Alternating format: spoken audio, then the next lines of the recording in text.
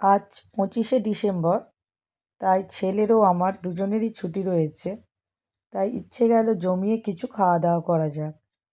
তাই রান্না বসিয়ে দিলাম এবং রান্নাগুলো করার সাথে সাথেই অনেকটা সময় পেরিয়ে গেল।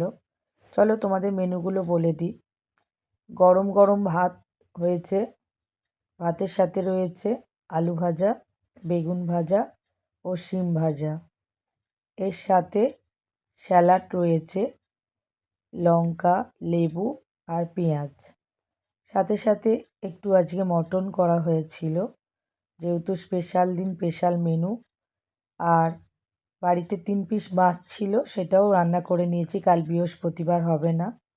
তার সাথে ছেলে বায়না করেছিল দই আর মিষ্টি, আর সাথে একটু চাটনিও ছিল। চলো আর বেশি বকবক করব না, খেয়ে নেওয়া যাক, অনেক বেলা হয়েছে। Bye bye.